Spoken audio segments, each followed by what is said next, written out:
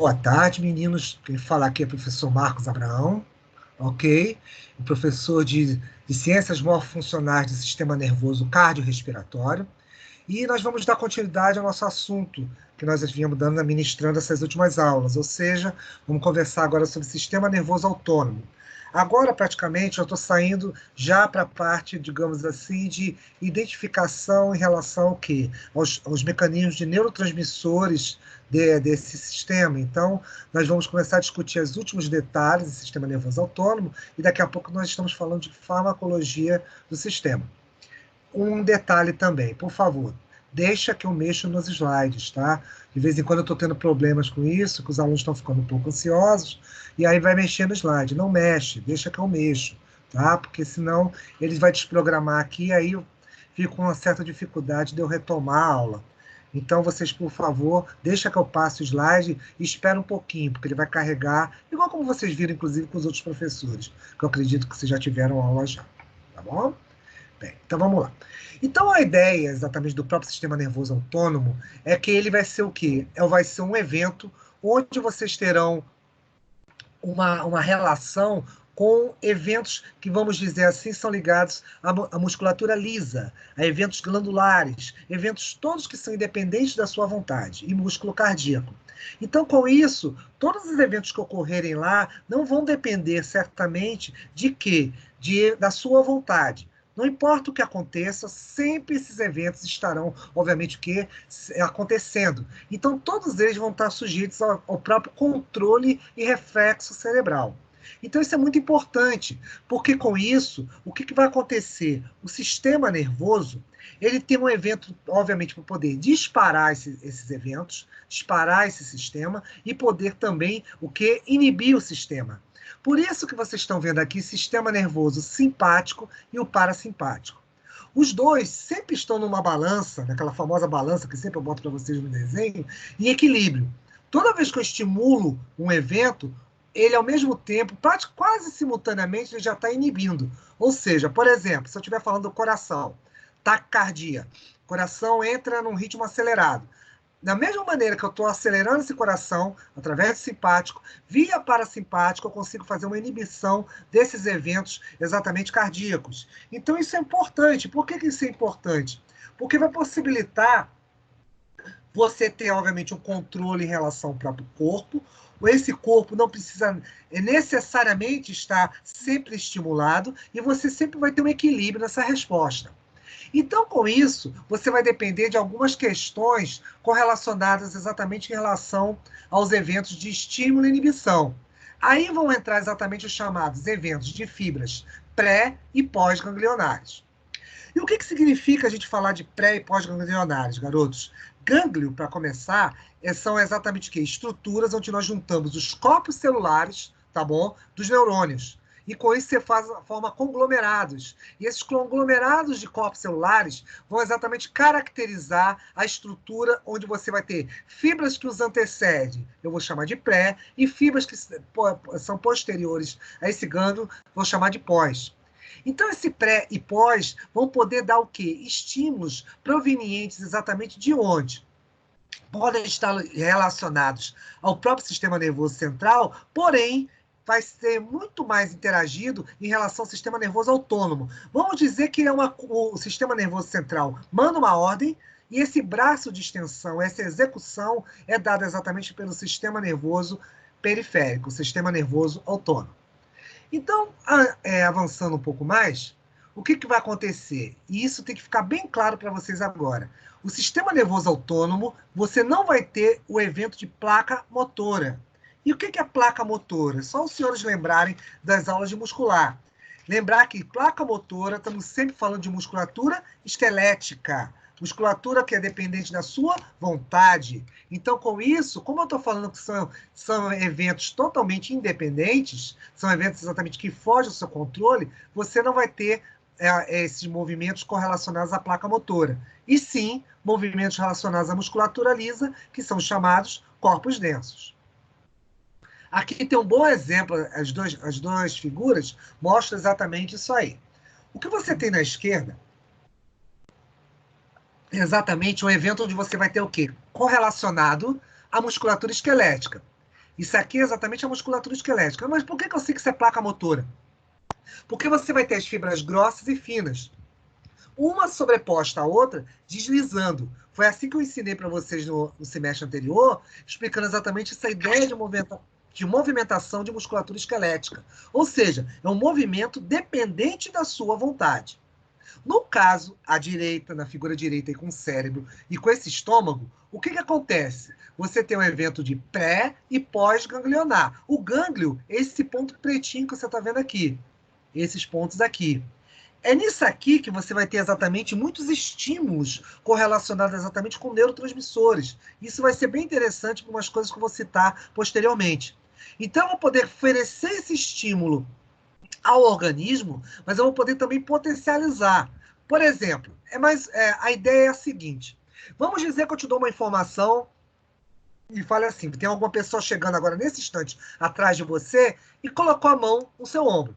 Você vai tomar um susto, mas você sabe que é alguém na sua casa, porque você está na sua casa. Tudo ótimo. Mas se de repente eu falar assim, meninos, cuidado, tem um cachorro enorme, um pitbull, chegando na sua direção. Você não vai olhar para trás, você vai olhar assim, ó, o pitbull ali, o cachorro, tá tudo bem. Não, você está com medo dele vir te morder. Então você vai levantar bruscamente da sua cadeira e vai sair correndo. A ideia é exatamente que você vai ter estímulos maiores, inclusive a depender do tipo de informação. A gente até discutiu algumas vezes, mas esse evento que é discutido, que eu falei, foi para a musculatura esquelética, movimentos os quais são dependentes da sua vontade. Nesse caso, eu estou falando em relação ao quê? Movimentos de estruturas, de órgãos, onde eu vou ter o quê? Estímulos e inibições. Se eu te passo uma informação dessa, que tem um cachorro e ele está querendo morder você, isso vai te assustar, porque você vai escutar a informação cachorro, seu cérebro processa, opa, vai atacar, levanta e sai correndo. Então, com isso, circulação vai mudar, o evento, até o peristaltismo ele vai diminuir, porque você precisa de toda a energia voltada para a musculatura esquelética. Então, você vai ter uma série de modificações corporais em virtude disso.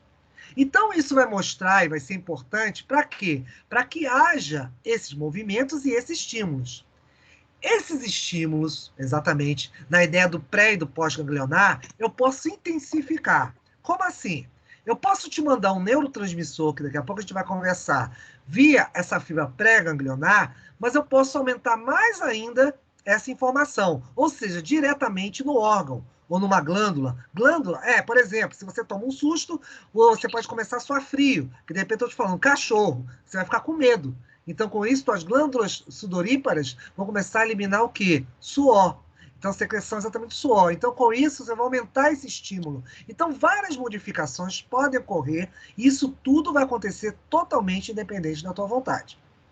Com esse raciocínio, nós temos exatamente o quê? Que eventos ligados a isso, ó, tudo aquilo que eu estava falando agora, você os tem todos fora do seu controle. Musculatura lisa, vísceras, tanto que a gente fala com movimento visceral, estou falando de coração, de pulmão, etc. Estamos falando de frequência cardíaca, processos metabólicos, que vão, por exemplo, podem utilizar glicose. Estou falando do cachorro, de repente você vai precisar de mais açúcar para a sua musculatura se movimentar.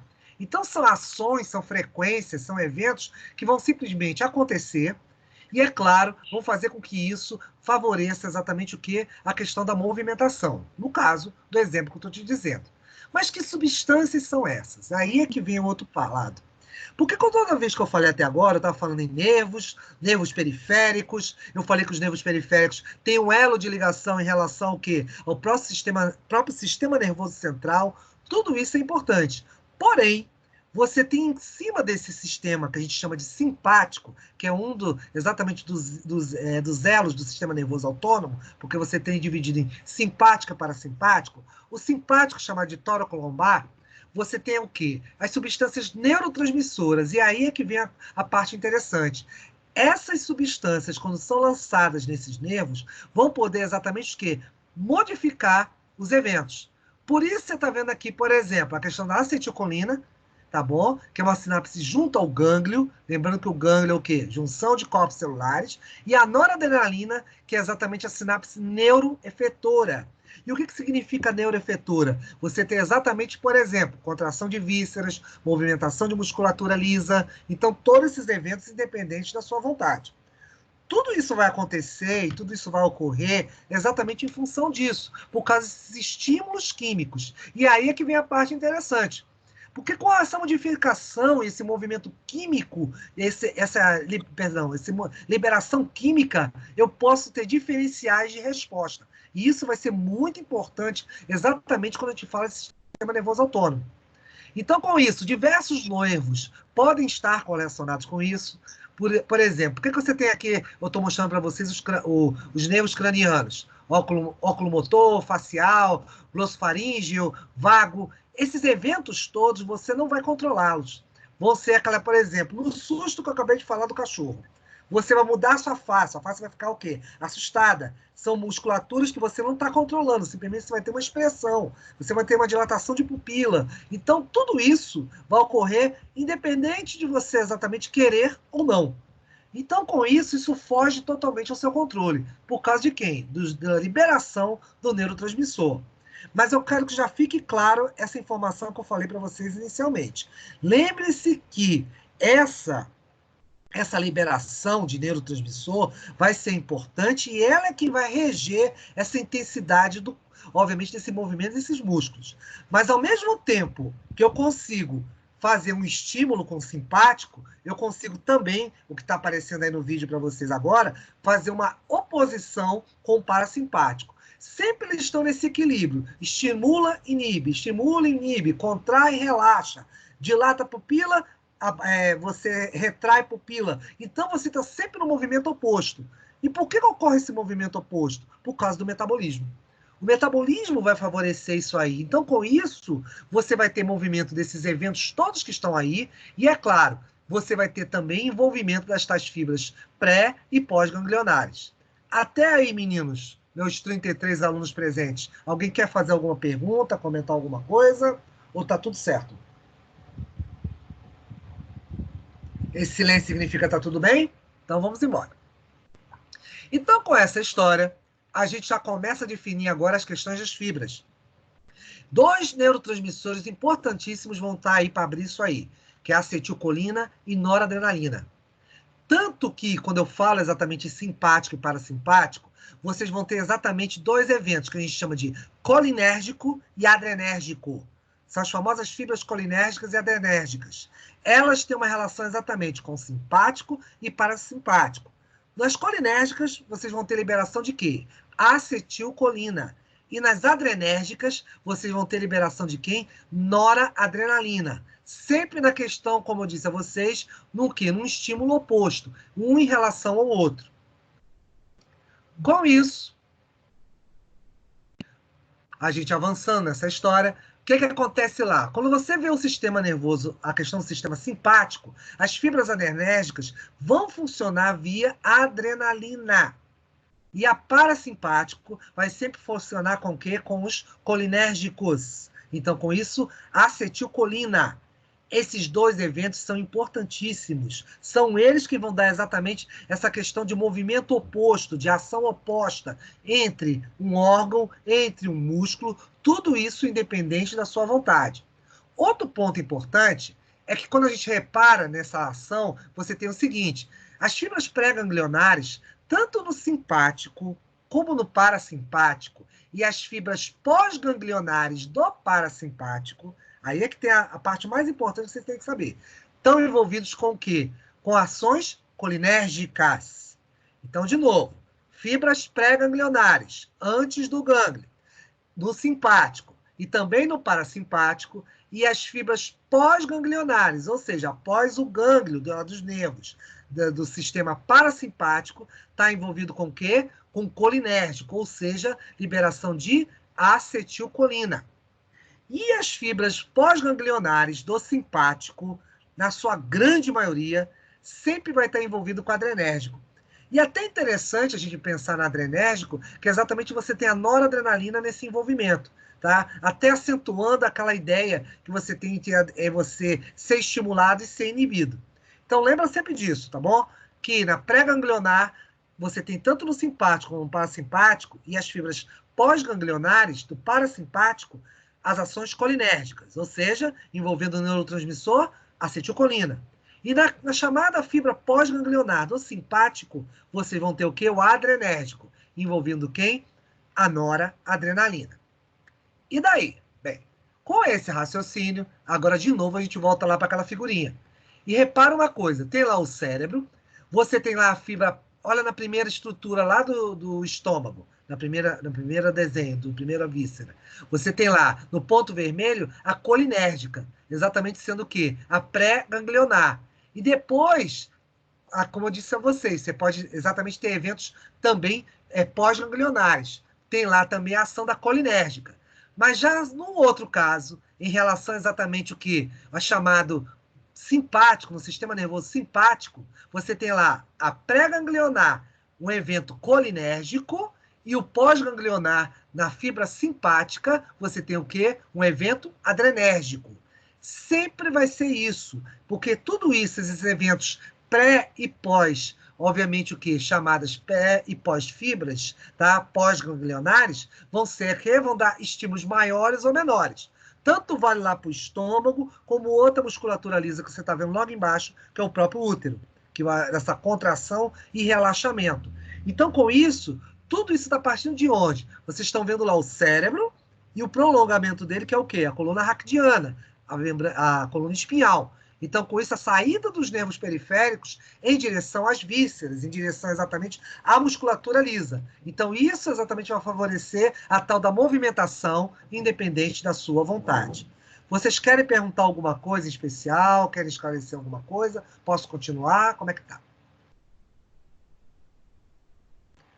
Esse silêncio dos 33 significa que tá tudo bem? Tá tudo fácil? De boa.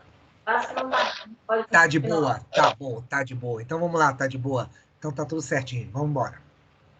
Continuando isso, repare o seguinte, você tem algumas variáveis em relação a exatamente... Oh, desculpa, voltou aqui. Só um minuto, para deixar com jeito. Vocês têm eventos de resposta. E repare o seguinte, o que você tem aqui? Tem exatamente as chamadas fibras. Tanto que você tem lá o sistema nervoso central. Vamos dar uma olhadinha nelas juntos. Na primeira parte do desenho, você tem o sistema nervoso central com o quê? Com a via motora somática. Ou seja, é aquelas respostas que você controla. Tanto que você tem ali um músculo esquelético. Então você tem o quê? Placa motora. Então a placa motora você controla, tá tudo bem. É um movimento, por exemplo, estou fazendo agora aqui de botar o fone no meu ouvido, eu estou fazendo um movimento com os braços, isso tudo você está controlando. Eu já vou falar desse receptor que está aí. Depois você tem outro evento com o sistema nervoso central e é ligado pela via o quê? Parasimpática, ou seja, aquela ação que você tem via começa no sistema nervoso central e cai para o periférico. Então você repara que tem a via parasimpática, chega lá nas vias autonômicas que ele está falando, e você tem lá aquele ACH é acetilcolínica, acetilcolina, tá? Que está chegando aonde? Ao gânglio. Quando você passa para a próxima fibra, a pré-sináptica, a pós-sináptica, perdão, ela vai em direção a algum órgão. São os efeitos autônomos que eu falei para você. Esses efeitos autônomos pode ser tudo como a gente comentou, musculatura lisa, cardíaca, glândulas endócrinas. Então, com isso, são eventos totalmente fora da seu controle. Mesma coisa no outro desenho, um pouquinho mais abaixo, o terceiro. Vias simpáticas, tá bom? Com isso, vocês vão ter o quê? Acetilcolina atuando no pré-sináptico, tá bom? Exatamente, evento antes dos gânglios. E depois, posteriormente aos gânglios, vocês vão ter outros neurônios, exatamente os pós-sinápticos, em direção ao quê? Aos órgãos efetores. Marcos, só tem esse evento exatamente ligado a isso? Não, tem alguns que vão participar com outros processos. Você pode ter, por exemplo, liberação de cortisol, por isso que se envolve, por exemplo, a própria glândula suprarrenal, que está ali representada na última parte do desenho. Então você tem o córtex adrenal, e com isso você vai ter o quê? Uma liberação de cortisol e, é claro, também de outra coisa importante, a adrenalina. Aí você vai lá e pensar, mas espera aí, você acabou de falar que a adrenalina é um evento que acontece em sinapses. E ali é um neurotransmissor, eu vou dizer, está correto. Porém, essa adrenalina que está sendo liberada ali, ela pode ser um neurotransmissor, como também pode ser um hormônio. Porque a adrenalina tem essa característica, ela pode ser lançada diretamente na corrente sanguínea. Por isso é que você está vendo esse vaso sanguíneo à sua direita. Então você pode lançar esses eventos de adrenalina dentro do vaso e eu posso aumentar esse estímulo. Voltamos de novo àquele exemplo do cachorro. Por que você vai sair correndo, seu coração vai bater mais rápido, seu peristaltismo vai diminuir? Porque exatamente você vai ter uma série de estímulos ligados à adrenalina e a outros eventos que vão acontecer quimicamente. Porém, isso não é único. Vocês estão notando que aí em roxo, desde lá do primeiro até embaixo, tem uns receptores diferentes, que a gente ainda não conversou. Os estágios muscarínicos e nicotínicos. Deixa eu mudar o slide que eu vou mostrar uma coisa para vocês. Esses dois receptores são importantíssimos para o sistema nervoso. E por quê? Eles foram descobertos na seguinte condição. O nicotínico foi descoberto exatamente o quê? Através de fumantes, que através do estímulo da nicotina, você tinha modificações químicas, até exatamente por canais iônicos. Por isso você chama ele o quê? De ionotrópico. Então você tem exatamente a abertura dos canais dos íons. Que íons? Bomba de sódio e potássio, uma série de íons que vão passar rapidamente por essa membrana. Um outro que é importante é o de baixo, o muscarínico. O muscarínico foi descoberto em uma outra situação. Ele exatamente foi descoberto pelo quê? Pela utilização dos indivíduos que faziam consumo de chá de cogumelo. Tanto que você chama esse chá de cogumelo de Muscarina muscaris, que é um tipo de cogumelo alucinógeno. E ele exatamente tem um efeito que metabotrópico, ou seja, ele atua exatamente na proteína G. E vocês lá do CMC de vocês viram, aprenderam lá que na membrana você tem passagem através de receptores através da famosa proteína G. Ela favorece a entrada e saída também de elementos para a célula, e para a célula poder metabolizar. Então, esses dois eventos aí, que são receptores de acetilcolina, vão ser muito importantes no evento exatamente de quê? De ação em relação ao próprio sistema, obviamente, de contratilidade de vísceras e musculatura lisa. Alguma pergunta, garotos? Esse silêncio significa que está muito fácil, está mais fácil agora, está mais tranquilo? Não vão perguntar nada? Sabe? Estão entendendo tudo? Então tá bom. E para se você pode repetir, por favor? Opa. Posso. Quem está falando comigo, por favor? Luan? É, Luiz. Senhor Luiz Luan, tá aqui brilhando aqui para mim. Tudo certo, Luiz, vamos nessa. Do receptor que você quer ouvir de novo? É, do receptor. Pronto, vamos lá. Luiz, e o resto também, é o seguinte, você tem dois importantes receptores de acetilcolina. Quando eu falei anteriormente, eu falei que tinha o quê? As fibras pré e pós-sinápticas. Porém, os elementos que estão sendo liberados, deixa eu até voltar um pouquinho aqui, que fica melhor a gente falar isso. Vocês estão vendo? Vai mudar daqui a pouco, tá? Espera um pouquinho. Lá naquele desenho, que vocês estão vendo esses receptores roxos, estão vendo os receptores aí agora? Eu troquei o slide, voltei o slide. Estão vendo? Estão vendo, turma? Confirmam? Só não Sim. mexe no slide. Tudo bem. Só espera um pouquinho que ele troca. Então, esses receptores que estão aí no músculo e nos eventos autonômicos são importantes por quê? Porque exatamente eles vão aumentar essa resposta. Então, a acetilcolina, que está sendo liberada exatamente nas fibras pós-ganglionares, o que acontece? Você libera a acetilcolina que vai encaixar nesse receptor, esse azul e esse roxo que está aí. Eles são exatamente os receptores muscarínicos e nicotínicos. Como eu disse a vocês, foram descobertos exatamente indivíduos que eram fumantes, no caso do nicotínico, e no muscarino, indivíduos que eram consumidores de chás que eram alucinógenos, produzidos como cogumelo chamado Muscarina muscaris. Então, um mexe com canais iônicos e o outro proteína G. Esses dois itens, esses dois tipos de receptores, são os principais receptores de célula. Então, você mexe com muita parte metabólica, com muito evento metabólico dos variados tipos de mobilização de glicose, contração e outras coisas mais, para que haja essa ação. Então, é importantíssima exatamente a participação desses receptores nesses eventos metabólicos. Por isso, eles estão, obviamente, associados aqui e vistos aqui dessa forma. Tudo certo, Luiz? Entendido? Valeu. Valeu. Então, pronto. Alguém mais? Pronto, então vamos lá. Aí é para exatamente mostrar a ideia do que eu estava falando para vocês. O que está aqui nessa diagrama? Você tem lá o cérebro, tem o sistema raquidiano, ou seja, da coluna, e de um lado o sistema simpático e o outro parasimpático. Repara que você tem exatamente o quê? Ações opostas. Se o parasimpático contrai a pupila, o simpático dilata. Se de repente eu contraio os brônquios no parasimpático, eu vou poder exatamente relaxar os blocos no simpático. E isso vai sempre acontecer de um lado e de outro. Aí vocês podem me perguntar, mas Marcos, isso leva um tempo? Essa é a parte mais interessante que eu estava comentando com vocês. Nesse processo, ele é um processo exatamente que é quase simultâneo, a gente não nota, mas a gente recebe um estímulo disso, e com isso, ao mesmo tempo, você tem o quê? Uma inibição. Isso é bem interessante, porque não dá nenhum estresse metabólico para essas, obviamente, o quê? Órgãos, fibras e outros produtos mais. Porém, tem certas condições que você, às vezes, o que, que vai acontecer? Você pode ter estímulos excessivos.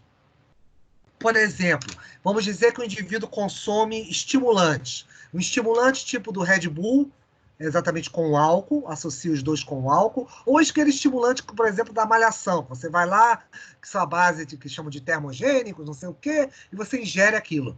Aquilo ali, geralmente, para você ter essa estimulação, ela tem uma molécula que copia a adrenalina, que ela é chamada de efedrina. A efedrina lembra muito até a cafeína mesmo, tá? Mas só que elas são exatamente estimulantes. Mas qual é a grande ideia da efedrina? A efedrina é sintética, tá? Ela vinha exatamente o quê? De uma fórmula industrial. E qual é o grande problema? Ela estimula? Estimula, até de uma forma eficiente, até demais. E qual é a questão? É o tempo de ligação nos receptores. A adrenalina, noradrenalina, acetilcolina, esse trio, ele liga e desliga rapidamente. Fica alguns milésimos de segundo. A efedrina, quando ela liga, que exatamente é o estimulante que você tem lá no Red Bull, ou essas bebidas energéticas, qual é o grande problema? É que ela liga e fica alguns segundos a mais. E aí é que vem o grande perigo da história. Por ele ficar alguns segundos, e não estou falando nem minutos, segundos a mais, eu posso sobrecarregar essas fibras. Às vezes, o que, que acontece? Você escuta falar, poxa, meu colega estava lá no bloco de carnaval, já estava desidratado, bebendo e tomou o tal do Red Bull, algum estimulante. O que, que aconteceu? De uma hora para outra ele apagou. E por que, que ele apagou? Simplesmente o organismo fez com que ele desmaiasse. E por que, que ele fez com que ele desmaiasse? Hiperestimulação. O coração pode entrar em taquicardia, às vezes, por exemplo, se eu falar, dar um exemplo para você, ele pode entrar em taquicardia, e se você, e dê sorte se você desmaiar só. Porque muitas vezes o que pode acontecer? Um ataque cardíaco mesmo, parada cardiorrespiratória e o indivíduo morre. Simplesmente. Então é muito perigoso, às vezes, o consumo de moléculas que são estimulantes, que você tem estimulantes e você não sabe o teu perfil fisiológico para isso. Às vezes o indivíduo é portador de alguma malformação cardíaca, alguma malformação de fibra cardíaca, e por consequência pode ter o quê? Uma lesão aí sem esperar, de uma forma inesperada, e uma forma que às vezes até não dá nem para salvar o cara, ela simplesmente vai morrer na sua frente. Entenderam? Então isso é importante porque o tempo de ligação que você tem de acetilcolina e noradrenalina nessas fibras colinérgicas e adrenérgicas do sistema simpático e parasimpático, ele não é muito longo. É um período em que ele liga e desliga o tempo todo. Tá bom? Algo a perguntar? Qualquer Professor, coisa, é só me parar. Fala. professor, Luiz? no caso da anfetamina, ela corre esse Hum, mesmo risco também? boa pergunta. Exatamente. Tá no mesmo grupo. Todo estimulante. E detalhe, às vezes não só estimulante, a gente vai falar depois das drogas, eu vou chegar nessa parte aí. A gente pode falar de cocaína, a gente pode falar de, por exemplo, derivados, os derivados químicos, subprodutos dessas substâncias são muito perigosas, porque eles estabelecem ligações exatamente muito grandes com esses receptores, então pode causar sobrecarga. A ideia exatamente que acontece com isso, vale para anfetamina ou qualquer outro tipo de droga, é por causa disso, tá? Ele pode ter um efeito letárgico, como você, por exemplo, você pode falar da própria maconha, que depois eu vou entrar nessa parte de fármacos, tá? Só estou te respondendo agora, Luiz. Mas você pode exatamente ter um evento da mesma família. E sem esperar, pode acontecer alguma coisa. E detalhe, às vezes o indivíduo não tem na primeira vez, mas às vezes pelo uso contínuo pode sobrecarregar as fibras e a fibra, obviamente, pode ter uma resposta na qual não vai ser adequada e ela pode entrar em parada, ela pode entrar exatamente em extenuação e a fibra simplesmente ela vai o quê? Vai ser comprometida em função disso aí. Tá bom? Bem, com isso, continuando, você tem exatamente o quê? Os fármacos na atuação exatamente do sistema nervoso central e autônomo. Com essa ideia, garotos, o que acontece? A gente tem uma diferenciação química do que acontece no sistema nervoso central e do que acontece no sistema nervoso autônomo. Quando a gente vai observar, o sistema nervoso central, ele tem uma série de neurotransmissores, que eles são específicos para duas coisas. Presentemente os chamados aqueles PPS, que você está vendo escrito aí em cima do slide, o chamado ponto pós-sináptico. O que é esse PPS, esse ponto pós-sináptico? Ele pode ser de dois tipos. Pode ser excitatório e inibitório. Então, isso é importante, porque é o mesmo raciocínio que eu falei do autônomo. Você tem exatamente como você tem as vias simpáticas e parasimpáticas, com estímulo via fibras colinérgicas e adrenérgicas, você também tem vias excitatórias e inibitórias correlacionadas exatamente com esses neurotransmissores. E tem mais uma coisa, os excitatórios têm uma característica que eles são geralmente o quê? Eles aumentam a condutância de cátions, elementos de carga negativa, e os inibitórios de carga negativa. Tem alguns que eles ainda se associam. E tem mais um detalhe, eles têm associação com alguns neurotransmissores específicos. No excitatório você tem lá o glutamato, um aminoácido, e você tem o aspartato, tá? Para essas cargas positivas. E no inibitório, você tem uma associação com outro tipo. Esse GABA, ácido gama-aminobutírico, tá? É um tipo de ácido qual que é um neurotransmissor, que ele é comum no sistema nervoso. E você tem ainda a glicina, que também é típica de ter o quê? Carga negativa, tá? Então ela é muito importante em função disso. E para que isso vai servir, Marcos? Aí é que vem a parte. Ou seja, ele consegue coordenar as sinapses. As sinapses, exatamente, que você vai ter estimulações e inibições, vão exatamente dar várias respostas a nível do sistema nervoso. E mais interessante vai ser depois o que eu falar em relação ao autônomo. Você pode ter uma extensão que a gente chamaria de somática. O que eu quero dizer para vocês? De repente, certos eventos do teu cérebro podem gerar respostas corpóreas. É mais ou menos, vamos dizer, Luiz me perguntou da anfetamina. Vamos dizer que, de repente, você tem um estímulo que te leve a um aumento, digamos, dos pontos pós-sinápticos excitatórios. Eu posso fazer com que o indivíduo exatamente responda de uma forma pelo corpo em relação a isso. Por exemplo, ele vai ter alucinações, vai achar que alguém está perseguindo, ele vai sair correndo, são coisas como essa. Ou seja, o central vai fazer uma extensão com o sistema nervoso periférico, o sistema nervoso autônomo. E isso é importante, porque você vai ter muita resposta que de repente estava ligada apenas ao teu sistema nervoso central e que pode ser estendida, obviamente, para outros eventos. Isso te leva também a uma outra questão. Só são esses neurotransmissores? Não. Você tem vários outros aí. Aí é que entra essa minha listinha que está aí. Você tem acetilcolina, que vocês já conhecem. Tem epinefrina. Epinefrina é uma monamina. Ela é o quê? A adrenalina. Epinefrina é a mesma coisa que a adrenalina, tá bom? Você tem histamina, você tem serotonina. A serotonina é famosa exatamente pela história do chocolate. Quando você tem o quê? Os produtores de serotonina são exatamente o quê? Quem tem perfil exatamente da alegria. São neurotransmissores associados com a alegria, o bem-estar. Então, tanto que o nosso corpo pede muito isso. Tá? Ele gosta exatamente de muito, que eu já expliquei a vocês. Ele gosta muito de química em função disso aí. Outra coisa, você tem aminoácidos, a gente falou lá, ácido glutâmico, aspartato, glicina, taurina. Taurina, inclusive, vocês têm lá também nos energéticos, os estimulantes. Você tem neuropeptídeos, olha lá, angiotensina 2. Vocês viram isso quando a gente falou lá, eu não, quando o professor comentou em relação ao quê? A sistema exatamente de contração de vasos via sistema renal. Exatamente é o sistema renina, angiotensinogênio, angiotensina. Ele quem faz a contração de quê? De artérias. Tá? Inclusive, depois a gente vai comentar um pouco sobre isso de novo, mesmo vocês tendo visto esses hormônios, que é um importante fator de regulação da pressão cardíaca, da pressão arterial, perdão. A pressão arterial vai ser muito importante em função dessa angiotensina. Você tem aí outros, ACTH como hormônio adrenocorticotrófico, aquilo que eu falei para vocês, e o ACTH faz com que haja produção, por exemplo, de corticoides. O cortisol é produzido lá na suprarrenal por esse ACTH, que é produzido aonde? Lá na adenohipófise. Então, você tem uma liberação, lançamento no sangue, mas ele pode também ter uma ação de neuropeptídeo. Você tem as purinas, ATP, adenosina trifosfato e só adenosina. Você tem gases, O monóxido de carbono e óxido nitroso, por exemplo, é conhecido de vocês. Óxido nitroso você usa muito para anestésico. Ele é a história do o famoso gás do riso, que você vê às vezes em desenho animado, é exatamente o óxido nitroso. Você tem ele também, como vocês vão aprender lá em farmacologia, que ele é exatamente o gás que você faz o quê? Dá exatamente aquela sensação de risada, de bem-estar, e você relaxa. Então, o óxido nitroso também é um importante evento de neurotransmissor do sistema nervoso central. Entra também outros aí, inclusive o benzodiazepínico, que eu vou comentar alguma coisa, que seriam mais ligados a fármacos.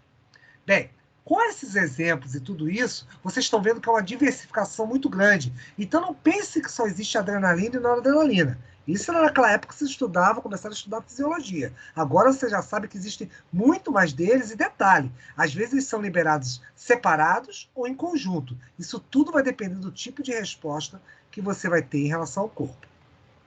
Bem, continuando, os receptores do sistema nervoso central, eles vão ser exatamente o que a gente chama o quê? Do tipo D. São os chamados receptores dopaminérgicos. E eles são de 5 tipos. D1, D2, 3, 4 e 5. Esse não tem muito mistério, não. Então, de D1 até D5 são os receptores dopaminérgicos, são receptores de dopamina. Inclusive, isso eu mostrei para vocês alguma coisa do processo, que eu vou te mostrar novamente, do que acontece no que? Numa sinapse. Tá? A dopamina é lançada e ela é quebrada pela tal dessa enzima que está escrita aí, a adenilciclase. Ela vai permitir exatamente que haja quebra, e com isso você possa fazer daqui a pouco um sistema que eu vou voltar a usar esse nome, chamado de recaptação de dopamina. Isso é muito importante para estimulação, tá? Isso vai caracterizar algumas patologias que a gente já vai falar já já. Obviamente, o direito do indivíduo psicótico, que tem muito, até o indivíduo que tem o quê? Que tem exatamente depressão, que quimicamente ele tem pouca dopamina no seu organismo, tá? Mas são receptores típicos do sistema nervoso central. É só você ver a figurinha direita ali, ó, a dopamina sendo liberada. Isso, obviamente, na função das vesículas, tá bom? E isso vai acontecer aonde? Na sinapse, como está ali indicado também. Então, com isso, você vai ter a dopamina que vai encaixar no receptor do próximo neurônio, ou da próxima célula. Com isso, dando uma resposta em função disso. Algo a perguntar, garotos? Continuando. Então, com isso, muito fácil o assunto, né? Eu sei disso, nem precisa olhar para vocês. Tá facílimo isso aí. Então, com isso, vocês estão vendo aí, aí do lado, agora, pontos exatamente, que depois eu vou voltar a falar deles. Deixa eu só ativar mais uma coisa aqui, pronto. Deixa eu tirar o cursor, que ele vai sumir. Vocês estão vendo que existe o quê? Pontos exatamente o quê? Para produção da acetilcolina e transporte. Isso que você está vendo azulado aí é o neurônio, tá bom? E o evento exatamente aqui em roxo embaixo, que você está vendo de encaixe, receptor pós-sináptico, ou seja, é o próximo neurônio. Então, com isso, você tem o quê? Aquele espaço ali, é a sinapse. Esses eventos que estão todos em laranja vão ser muitas drogas vão atuar nisso aí. A gente vai conversar sobre elas. Elas podem exatamente fazer com que haja o quê? Dificulte a questão da transmissão da acetilcolina para a vesícula. Eu posso evitar que a acetilcolina seja liberada na sinapse.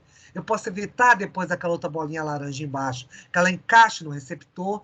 Ou do teu lado direito, onde está escrito transportador de colina, essa seta aí que está voltando da colina para dentro do neurônio, a gente chama de recaptação de colina. Isso é um evento muito importante para fazer estimulação.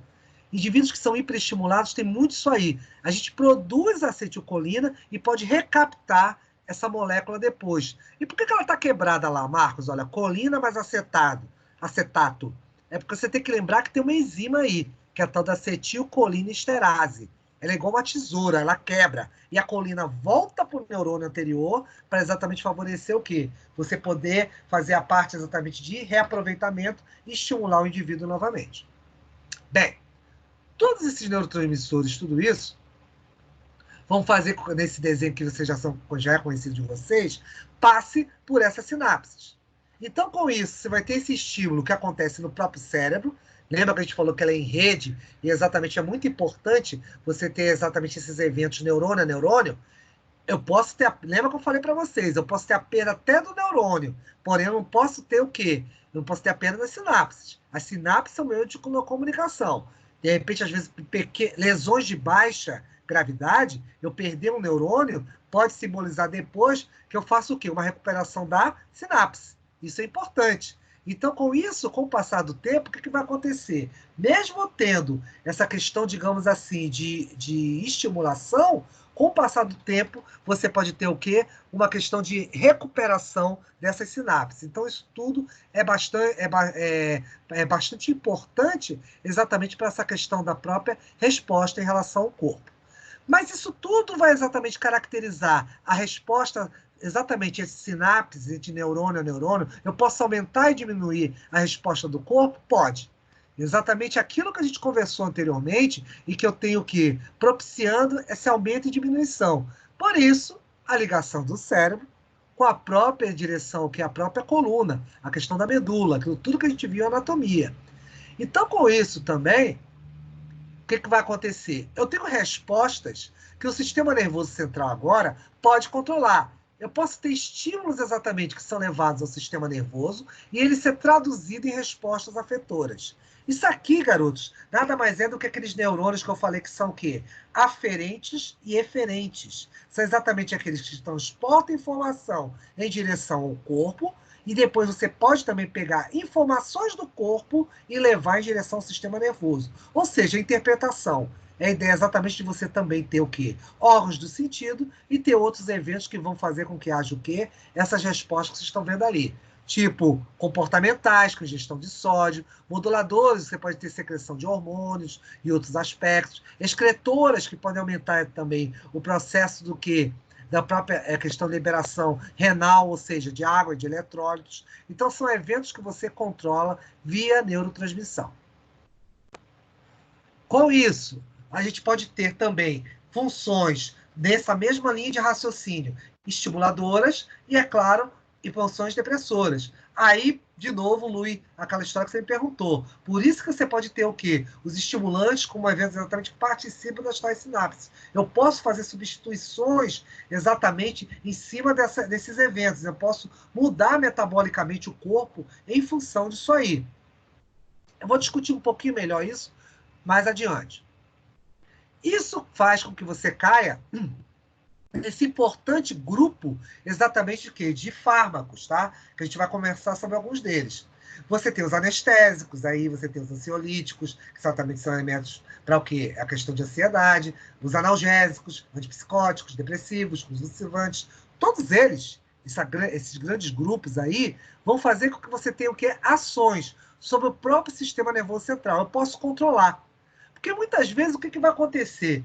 Se a gente for pensar quimicamente, um quadro de mania, de depressão, de transtorno, está muito ligado ao aumento e diminuição exatamente de quê? Desses elementos correlacionados com o quê? Com o chamado exatamente quê? Quantidade de neurotransmissores.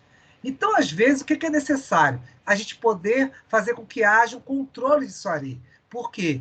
Simplesmente são eles que vão dar essas doenças, as patologias. E o mais interessante, você vai ter o quê? Esses distúrbios, que vai desde os distúrbios psicóticos a outros eventos ligados, obviamente, a outros transtornos patológicos, que vão exatamente dar características específicas para ele.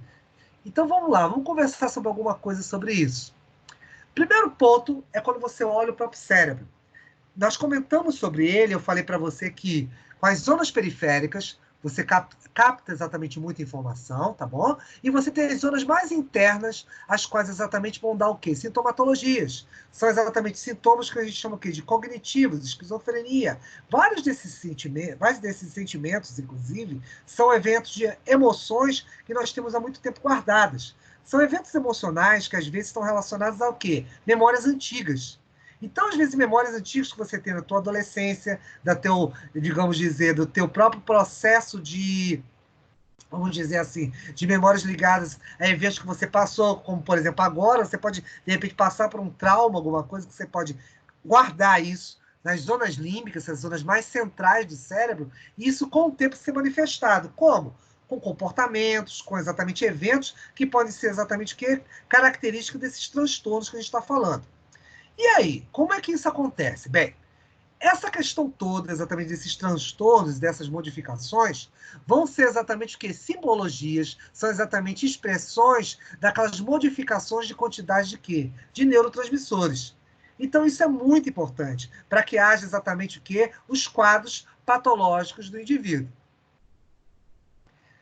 Vamos lá, vamos para o próximo aqui. Isso aqui são as dopaminas, tá bom? Esse evento eu não quero te mostrar isso aqui. Aqui você está vendo exatamente os neurotransmissores que nós conversamos. Noradrenalina, tem serotonina aqui e tem dopamina. Repare que todos eles estão envolvidos com o quê? Com parte toda emocional. Então, com isso, essa emoção, esses eventos emocionais vão fazer com que haja o quê? Exatamente comportamentos. E isso é importante, porque exatamente o equilíbrio deles é o centro do encontro desses círculos, ou seja, dos conjuntos. Você tem exatamente o equilíbrio de emoções. Os desvios, ou seja, a questão de agressividade, vigilância, a questão de impulsos, são exatamente o quê? Aumentos ou diminuições de neurotransmissores em certas áreas. Então, isso é importante, exatamente para justificar alguns comportamentos, digamos assim, espelhos comportamentais dos indivíduos. Vocês querem falar alguma coisa, garotos? Comentar alguma coisa? Que geralmente essa aula é mais fácil, porque ela, quando a gente está a gente está presente frente a frente um com o outro, vocês ficam querendo perguntar um pouco mais. Querem falar algo, alguma coisa? Tá tudo bem? Então tá, vamos lá. Isso te leva exatamente a ter certos fatores.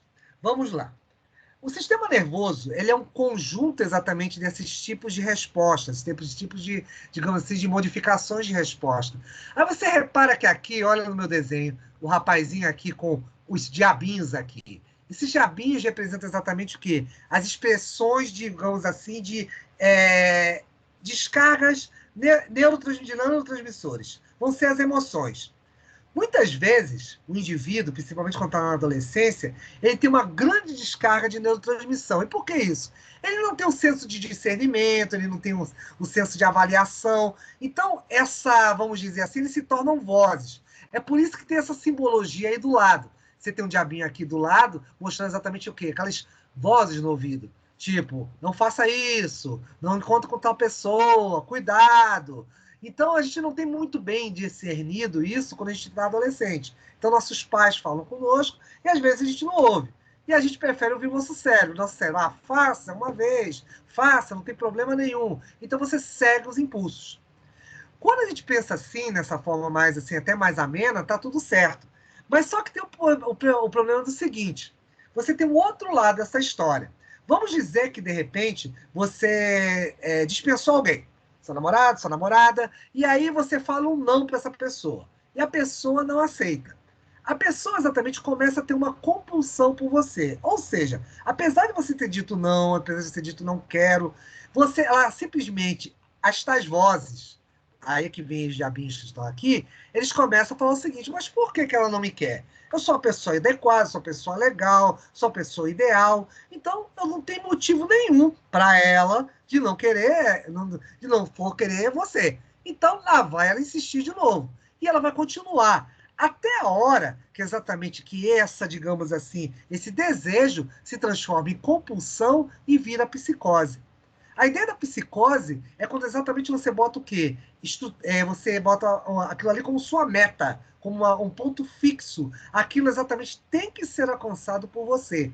Caso você não alcance, você não vai ficar satisfeito. E é isso que acontece com indivíduos psicóticos.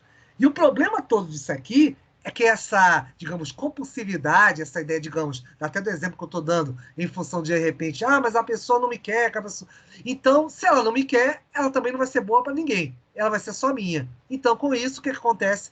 Muitos assassinatos, muitos eventos exatamente extremos vão exatamente ser em função desses desvios exatamente de neurotransmissores. Vocês podem até estar pensando, mas poxa, mas isso não justifica. Certamente não justifica. Se você fizer algo de errado com alguém, você tem as leis para te punir. Mas só que tem um detalhe: no cérebro da pessoa, isso é totalmente justificável. São exatamente os padrões comportamentais em função disso. E há hipóteses para isso. Por isso que a gente fala exatamente que é o quê? Essas pessoas podem ter o quê? aumentos de produção de acetilcolina. Às vezes, a própria acetilcolina pode ter vários receptores no outro neurônio. Então, consequentemente, vocês vão ter vários tipos de respostas de vários níveis em função disso aí. Algo a comentar, algo a falar, meninos? A mesma coisa do psicopata, né, professor? É o próprio. Estou falando dele, só não disse o nome. Mas é o próprio. É exatamente o indivíduo compulsivo. É o indivíduo exatamente que fica obcecado por algo. Exatamente certas atitudes, certos eventos exatamente que ele vai realizar vão ser todos justificados na cabeça dele. Você está vendo que é um comportamento que é totalmente anormal, você está vendo que para a sociedade ele é um comportamento que não é justificável, porém, para os padrões da realidade dele, e esse é o problema do neurotransmissor. Esse é o problema do alucinógeno, que exatamente ele te bota num padrão de realidade que para esse indivíduo é normal. E exatamente as tais vozes, né, que eu fiz essa brincadeira, essa alusão com os diabinhos ali, são exatamente os neurotransmissores em grandes quantidades, estimulando, causando exatamente essas hiperestimulações do indivíduo. Tanto que esses indivíduos, quando eles são internados em manicômios, o que acontece? Depois eu vou mostrar isso para vocês. Eles tomam fármacos que inibem esses receptores. Opa, voltei um pouquinho. Isso é, professor? Opa, fala aí. Isso que eu ia perguntar, senhor. No caso, assim, a gente não vai falar. Peraí, deixa eu só botar o outro fone aqui, que eu não estou te escutando direito. Pode falar. A gente não Quem está escuta falando falar comigo, primeiro? Quem está falando? Jane. Oi? Jane. Ah, Jane, pode falar, Jane. A gente não escuta falar de um psicopata que, mesmo com anos de tratamento, se curou. Então, assim, a função do fármaco nesse caso é o quê? É um paliativo, né? Não tem um remédio. Isso aí não vai ser curado. Veja só, é até uma pergunta interessante, Jane, porque acontece o seguinte, geralmente, essas pessoas, ou tem prédios, aí é que vem a história do sistema límbico. Lembra que eu estava falando daquelas partes mais centrais do cérebro? Lembra do que eu falei você tinha lá o eixo hipotálamo-hipófise. Em cima do hipotálamo, você tinha o tálamo. E ali próximo você tem a zona límbica. Essa zona límbica, exatamente, que são emoções nossas muito primitivas, que estão ali guardadas. Às vezes, com esses indivíduos, essas emoções são liberadas. E esse que é o problema. Aí vem exatamente o que você está querendo me dizer. Esses indivíduos têm que ser mantidos sob controle. E às vezes se torna tão crônico que ele nunca mais vai se tornar, obviamente, liberto, ou vamos dizer assim, ele vai ter fases em que está melhor ou pior, mas sempre vai ter um link com essa história exatamente dessas situações. É só ele ser submetido a uma pressão, a um impacto emocional, ele geralmente tem que sofrer um acompanhamento. Por isso que alguns deles nunca mais saem de manicômios, saem de prisões hospitalares por esse motivo. É isso mesmo que você está falando. Eles se tornam dependentes em função disso. E isso, até aproveitando o ensejo que vocês estão me perguntando, é até uma própria questão da própria ansiedade. Isso às vezes começa com ansiedade. A ansiedade, a gente vai ver daqui a pouco, ela é ótima, ela é normal. É aquela, por exemplo, professor, quando é que vai ser a atividade? Professor, quando você vai entregar a nota? Até aí tá tudo bem. É uma coisa normal, é o que te leva a levantar da cama, fazer suas coisas, sua rotina diária. O problema é quando isso começa exatamente a se tornar debilitante. Você não consegue mais sair do local. É o que eu vou falar depois das doenças. Eu vou comentar sobre as doenças daqui a pouco. Você não consegue sair do local. Você exatamente tem um impacto emocional tão grande que isso começa a ser uma forma limitadora do seu modo de agir. E aí começa a ser o quê? Incapacitante. Inclusive, os indivíduos são o quê? São exatamente colocados o quê? São colocados aposentados em função, muitas vezes, em função disso. Por exemplo, empregos de grande impacto causa isso. Mergulhadores, pessoas que têm trabalhos de alto risco, né? Então, com isso, esses tipos de atividades, de profissões, muitas vezes levam o pessoal a cedo a adquirir uma doença como desse tipo, que acaba sendo, inclusive, doença ocupacional. Ok? Então, com isso aí, e com esse raciocínio, tem o outro lado da história. Você pode também ter a questão de você ter o quê? Às vezes, ao invés de ter muita substância, você pode ter pouca substância, dopamina. E essa dopamina, ela te ajuda a você sair de casa, ela te ajuda a você chegar à faculdade, te ajuda a você fazer seu trabalho. Porém, ela, quando às vezes tem pouca quantidade, o que vai acontecer? Ela começa a ser um fator inibidor. E esse fator inibidor, o que vai acontecer? o indivíduo pode começar a ter as mesmas vozes, mas só que ao contrário. Ah, eu não consigo sair desse problema. Ah, esse exercício está muito difícil. Eu não consigo acertar nada. Eu não consigo fazer nada na minha vida. Nada dá certo. Ninguém gosta. Você vai puxando coisas. É como se fosse um fio de um novelo de lã. A gente vai puxando e vai vindo outras coisas juntas. E isso é interessante, porque acaba dando um quadro para esse indivíduo e que nada tem solução. Então ele começa a ficar assim, já que nada tem solução, eu vou ficar isolado no meu canto. Até a hora que também esse isolado no meu canto não funciona mais. É a hora que ele resolve tirar a vida. Os suicidas são assim. São exatamente, tem o outro extremo da história, tá? Porque acha exatamente que tudo é fator capacitante, não consegue passar por uma porta, porque acha que depois daquela porta tem alguém perseguindo ele. Então você tem uma série de manias, que eu vou falar depois disso. Oi, fala. Alguém me chamou? Quem chamou? Qual o nome? É de slime. Opa, Zé, fala aí. Pode falar. Quais são as Não te causas ouvi. da deficiência de dopamina? Oi, perdão, não te ouvi. Quais são as causas da deficiência de dopamina? Ah, eu vou explicar isso aí agora. Eu vou falar um pouquinho mais adiante dos fármacos, hoje eu vou comentar alguma coisa. Então, tanto isso, a deficiência, como a questão também do aumento, são hipóteses. Aí é que vem a parte mais interessante. Mas o pessoal não sabe, aí é que está. Tem estimativas. O cérebro é tão estudado, mas ao mesmo tempo parece que você até conhece também ele tão pouco.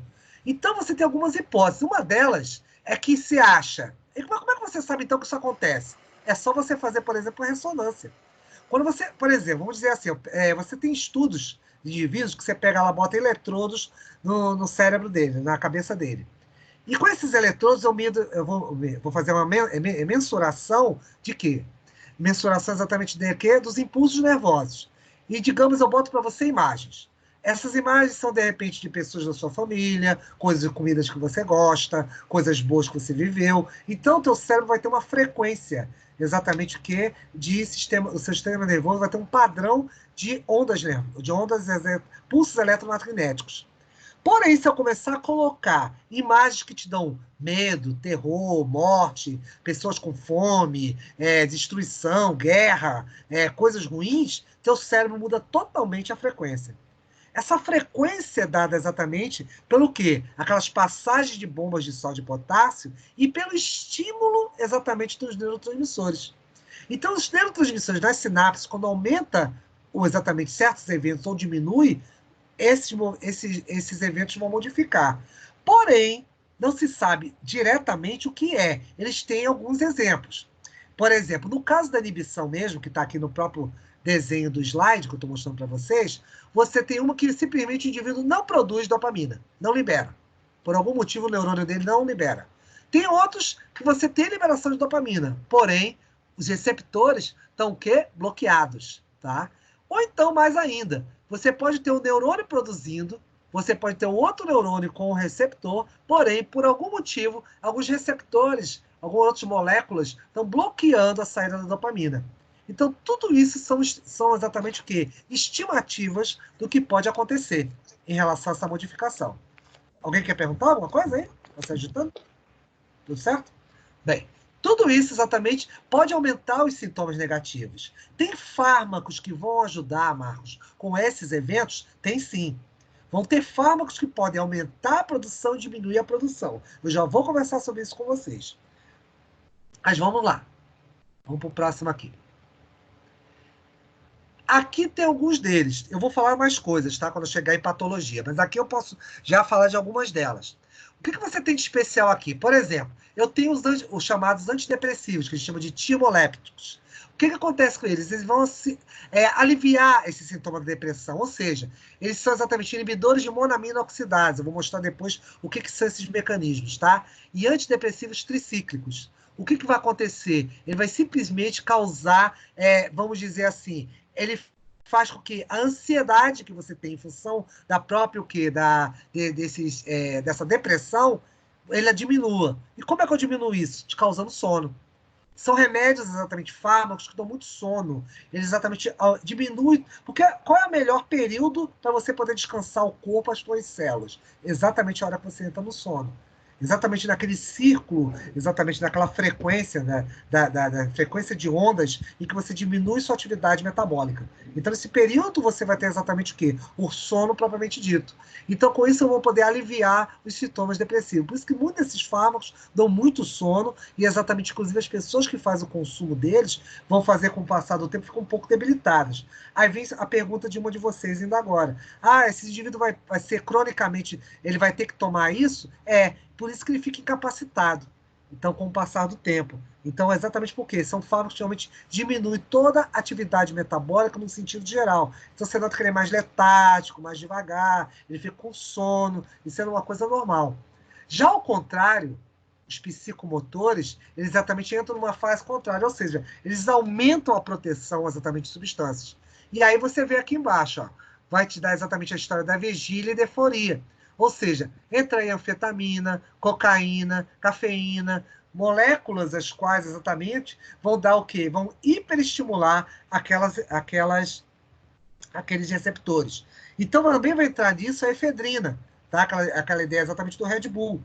Você pode ter exatamente várias outras substâncias que fazem isso. Então, com isso, o que vai acontecer? Ela é perigosa porque ela pode causar também, como efeito colateral, que depois eu vou comentar, delírios. Então, com isso, por essa hiperestimulação, você começa a viver pode viver uma realidade que não é, obviamente, um fator real, um fator, obviamente, que você está vivendo. Então, com isso, é meio perigoso por causa disso. De repente, você está lá numa festa em cima do prédio, toma alguma coisa assim, e tem um mar enorme ali, vou dar um mergulho. E você está a 10 andares acima. Então, é meio perigoso, às vezes, essas viagens que podem acontecer no meio disso aí. Tá bom? Você tem também as psicomiméticas. As psicomiméticas, o que elas são? São aquelas drogas que a gente chama de psicodélicas. LSD, ácido lisérgico, até a gente usa um popular nome de Smurfs, porque realmente são as pílulas azuis. Então, com isso, o que acontece? São estimulantes, tá? E que podem causar exatamente as alucinações, como eu disse a vocês. Tudo por alteração da frequência do sistema nervoso central. Eu posso exatamente mudar essa química e, por consequente, refletir isso com estados comportamentais. Outra coisa. Aí vem uma parte também da outra parte da pergunta de vocês. Professor, mas esses pacientes, tipo o nosso amigo estava falando agora, o psicopata, como é que, de repente, uma droga que é antipsicótica vai atuar? Geralmente, garotos, eles são bloqueadores de receptores D. Por que D? Lembre que tudo isso estamos falando de dopamina. Aquele de D1, 2, 3, 4, 5 são exatamente os receptores dopaminérgicos. Então, com isso, eles são muito importantes, porque eles vão te levar exatamente a altas produções de dopamina. Então, o que eu uso? Fármacos que bloqueiam exatamente o quê? A chegada da dopamina. Se eu bloquear isso aí, olha o que causa, olha para os diabinhos lá. Está altamente ativo lá na cabeça do psicopata, as vozes lá frequentes, inclusive, antes de eu passar para o outro, é isso que ele alega quando ele mata alguém. Se ele for para frente do juiz, ele vai dizer isso, eu escutei vozes. E ele não está falando mentira, ele realmente escutou vozes do cérebro, mas escutou. E o que faz esses fármacos? Bota exatamente para dormir. Então as vozes certamente vão passar e ele vai ter mais tranquilidade em função disso. Mas isso é um fator que é comum mesmo. Então o antipsicótico tem muito essa característica. Ele causa sono, ele causa exatamente essa letargia no indivíduo. Eu vou mostrar isso um pouco mais adiante quando eu falar mais de fármacos. Você tem ainda aí os ansiolíticos, né? Eu vou mostrar depois, eu tenho alguns exemplos ali. A gente tem exatamente, são o quê? Você tem duas classificações aí, os sedativos e os hipnóticos, tá? Os sedativos e hipnóticos, os sedativos são os mais leves, que eu vou mostrar lá. É tipo a questão do Rivotril. O Rivotril, o Carbamazepam, entra nessa família, tá? São sedativos mais leves, que inclusive, eu falei para vocês, dentistas, que vocês futuramente podem utilizar. Pacientes, por exemplo, com muita agitação, que você vai ter problema para poder trabalhar, você pode receitar, digamos, um adolescente, por exemplo, do tipo, você pode pedir para a mãe pegar um comprimido, dar uma dose um pouco mais leve e dar essa dose para o indivíduo, para ele não ficar exatamente facilitar o trabalho de vocês. Lembre que as receitas, os receituários de vocês podem prescrever tudo isso aí. Tudo isso aí está ao alcance de vocês. Mas é perigoso também, porque também se houver um desvio ou algo também muito grande dessas drogas, certamente a polícia vai bater na sua porta.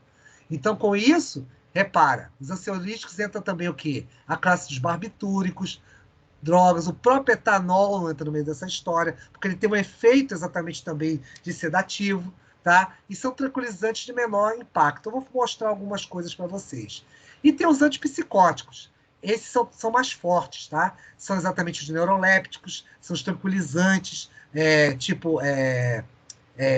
como que chama? O Lorax, são substâncias exatamente muito potentes. Clorazepina, tem vários deles, tá? Que podem ter um efeito, mas vamos dizer assim, ele te seda, no sentido real da palavra. Ele apenas te dá uma tranquilidade, ele pode sedar em função disso. E isso também tem um grande perigo, que eu já falei para vocês. O cérebro gosta de química, ele ama a química. Que às vezes, o que acontece? Fármacos como esse, quando você começa com menores dosagens, ele pode exatamente você, com o passar do tempo, você ir trocando essas dosagens. E com o passar do tempo, você fazendo combinações perigosas, tipo álcool, tipo outras drogas, porque o próprio cérebro vai te pedir isso aí. De uma forma somática, você acha que exatamente está tendo, digamos assim, uma melhora no teu desempenho e você vai começar a consumir aquilo ali. Isso também é muito perigoso. Você tem drogas que a gente chama de nootrópicas, tá? Que podem melhorar teu desempenho cognitivo, também são estimulantes em função disso aí. E tem uma coisa então, que é bem interessante, que é essa aqui, que também envolve a questão, vamos chamar dessa maneira, de respostas que você tem em função do teu cérebro que o corpo responde. Aqui você tem o que eu estou querendo mostrar para vocês. Repara que do teu lado esquerdo você tem lá a Lua e o Sol representando exatamente o quê? Os movimentos circadianos. Nós trabalhamos, nosso corpo trabalha muito em função do dia e da noite. Tá? Então nós temos um ritmo durante a noite e nós temos um ritmo durante o dia. Então, com isso, o que vai acontecer? Esse ritmo faz com que também reflita o próprio cérebro. O cérebro tem um relógio fisiológico, que acompanha um relógio fisiológico nosso. A gente chama desse ritmo circadiano. Mas, obviamente, tem pessoas que trabalham melhor de noite, ou têm atividades noturnas, ou são trabalhadores da noite. O que acontece? Tudo que você faz de dia, ele já pensa para a noite. Ou seja, ele descansa durante o dia e durante a noite ele faz as atividades desse. Mesma coisa, eu posso alterar esse sistema nervoso central via o próprio estresse. Ou seja, informações, cobranças. Isso aqui que eu estou exemplificando para vocês é um exemplo bem interessante, que é o seguinte, isso acontece muito com mulheres. É a história, por exemplo, que a mulher, principalmente vocês estudantes, né, no período que ela é o quê? Estudante, está investindo na sua carreira, etc. Mas ela tem ideia de fazer um mestrado, doutorado, viajar, fazer um monte de coisa. Tudo isso se junta com a cobrança que você tem para ser mãe. Com a cobrança que, de repente, você vai lá naquele almoço de domingo e aparece aquela tia simpática para te cobrar. Ai, cadê o namorado? Ah, cadê não sei quem? Cadê aquela pessoa? Você não vai arrumar ninguém? Vai ficar sozinha? Então, esse papo todo, para algumas pessoas, como nesse instante, vocês estão rindo, estão achando uma bobagem. Mas tem algumas que levam muito isso a sério. E aí é que vem o problema. Começa a internalizar essa ideia, que se acha incompetente, que se acha exatamente que não consegue ter ninguém, e por aí vai. Isso começa a refletir, e aí vem aquela história de novo, do sistema límbico para o tálamo, e como vocês estão vendo aí, para o hipotálamo. E aí vem a grande questão, você pode começar a alterar esse eixo que vocês estão visualizando ali, hipotálamo e hipófise. E o que acontece com a hipófise? Isso é muito claro para mulheres, mas não que aconteça com os homens, isso pode acontecer. Às vezes, indivíduos do sexo masculino podem ter bloqueio de produção de espermatozoides exatamente por quê? Por causa de pressões também de cobranças, de certos sentimentos negativos. Ah, não gosto de ninguém, sei lá, não consigo me manter. Essas coisas assim, são cobranças internas nossas, naturais. Mas no caso da mulher tem um fato muito interessante. Os chamados hormônios gonadotrópicos, em especial FSH e LH, que também o próprio homem possui, mas só com outro destino, o FSH e o LH para o homem vai fazer a produção de testosterona e a produção de espermatozoides. No caso da mulher, é o ciclo ovulatório, aquelas aulas que nós tivemos. Ou seja, vai simplesmente fazer com que você tenha os ciclos ovulatórios, onde o FSH amadurece o folículo ovariano e o LH vai fazer com que haja um rompimento, obviamente, do folículo ovariano, caracterizando a metade do ciclo e certamente com isso a ovulação. esses hormônios podem ser alterados as suas quantidades. Em função do estresse, eu posso começar a aumentar esses hormônios exatamente nas gônadas. Por isso que você está vendo gônadas ali, no caso da mulher, os ovários. E é claro, esse aumento de hormônios pode puxar outros, como, por exemplo, o PRL que você está vendo ali. O PRL ali é prolactina. Então, com isso, a mulher, ao invés de, por exemplo, quando chega a ovulação, ter apenas um endurecimento dos seios, ter apenas exatamente o quê? Dores locais, ela pode começar a fazer o processo de lactação, a prolactina que entra no meio dessa história. Ela pode elevar de tal maneira que pode fazer com que as glândulas mamárias façam o quê? Produzam leite. E com isso haja o crescimento. Isso que eu estou te descrevendo, e tem mais uma coisa, só para eu te falar o que é. Você pode até ter um desenvolvimento de onde? Da própria região do que? Abdominal. Com isso, o útero, o endométrio, pode exatamente o quê? Aumentar de tamanho, e com isso a barriga da mulher pode aumentar de tamanho com isso. Como se fosse exatamente, não houve uma fecundação, mas isso vai caracterizar uma gravidez. É o que a gente chama exatamente da famosa gravidez psicológica. A gravidez psicológica pode ocorrer em certas mulheres em função disso, exatamente por causa dessas pressões. E tem uma outra ainda tem um outro aspecto. O aumento dos hormônios podem fazer também com que aquelas vozes que a gente viu lá, daqueles diabinhos, aumentem exatamente pela questão do estresse. Vamos dizer que a grávida agora já não é mais grávida, teve o bebê e está lá na casa dela. E com isso ela vai ter que voltar a estudar, ela precisa voltar a fazer as atividades, trabalhar. Ainda tem a questão do próprio marido pressionando. A roupa não está limpa, a comida não está pronta, você está cheirando a leite o tempo todo. Essa pressão psicológica pode mudar o quê? Dar um distúrbio psíquico na mulher. Tanto que isso é previsto em lei. Tanto que a gente fala em psicose temporária. Tá? Isso é previsto exatamente na lei. Porque o que vai acontecer?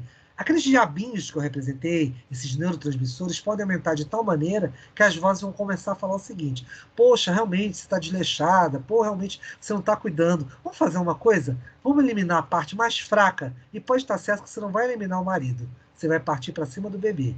Então, com isso, a mulher tende a matar muito exatamente que eventos em que a mulher vai, afoga o bebê, estrangula o bebê, na período exatamente pós-parto, exatamente as síndromes pós-parto, isso até é previsto em lei, essas mulheres tendem a cometer exatamente assassinatos dessas crianças em função disso aí. Entendido? Querem perguntar algo, falar algo?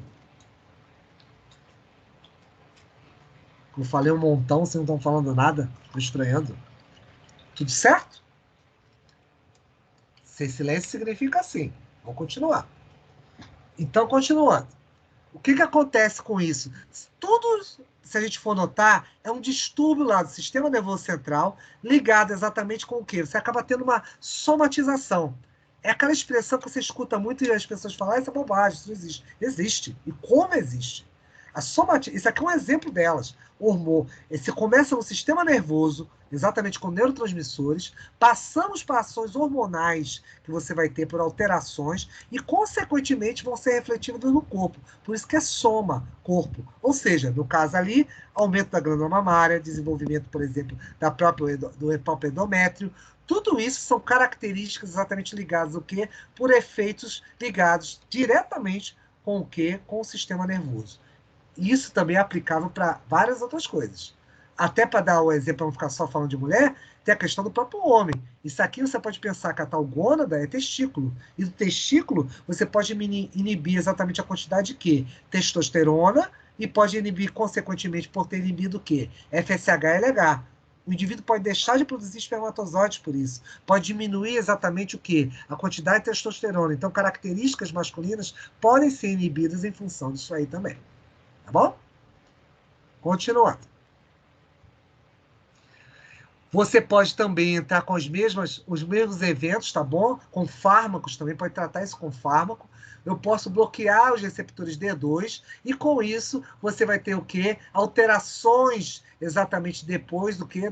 Dos níveis de hormônios. A gente pode alterar isso aí. Então eu posso bloquear e fazer com que haja exatamente o quê? Uma modificação de todo esse aspecto que tem o indivíduo.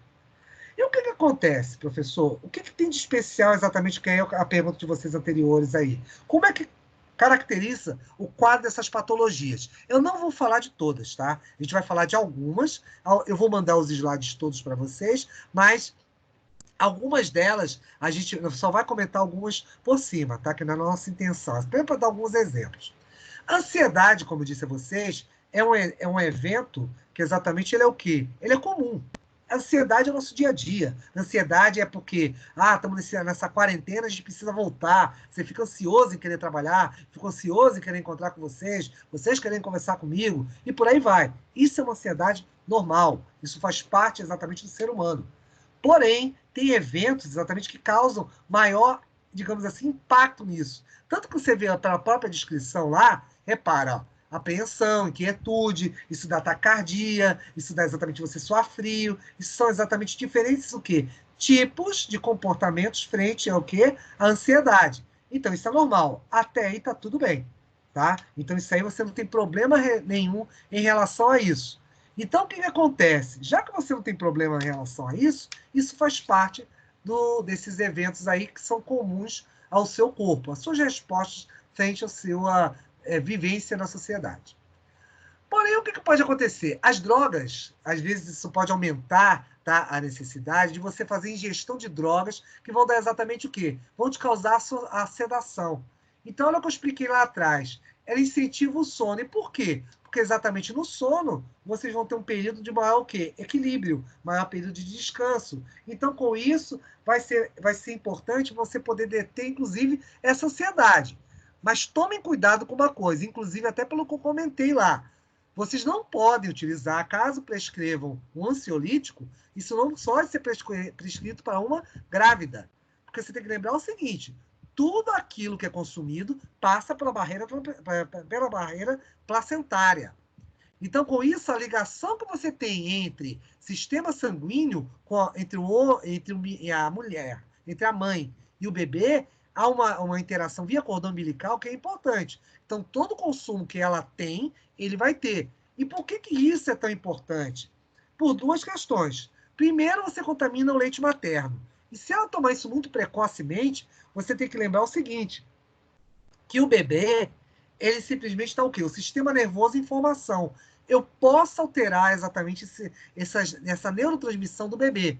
Tanto que você nota, às vezes, o que acontece lá com o bebê. Que ele, às vezes, é o quê? Está inquieto, quando ele nasce, ele chora muito, ele é nervoso. Muitas vezes é porque a mulher, exatamente no período da gravidez, em que ela se sentia exatamente tão, vamos falar dessa maneira, tão ansiosa, ela acabou fazendo ingestão de ansiolíticos. Então tem que se ter muito cuidado em função disso aí. Elas têm uma íntima ligação com receptores que a gente chama exatamente de GABAérgicos, ou seja, os receptores que são correlacionados com ácido gama-aminobutírico, tá? Então, você consegue bloquear isso aí e, com isso, modificar essas informações. Aqui não precisa, vamos lá, deixa eu avançar um pouco mais.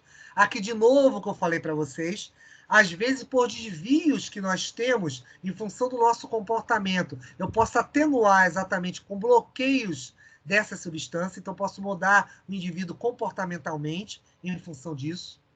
E aí as ansiedades têm as suas variáveis, como eu falei para vocês. Você tem a normal do dia a dia e, obviamente, as mais graves. E essa é debilitante. E esse é o grande problema.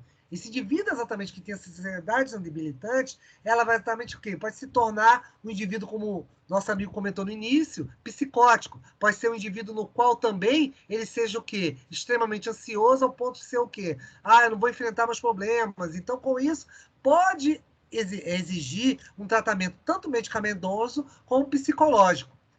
Mas muitas vezes, e aí que tem a grande questão, que a ansiedade é uma doença hoje comum, tá? Isso não é bobagem, isso não é besteira, mas ele é um elemento que também é muito fruto do nosso isolamento social.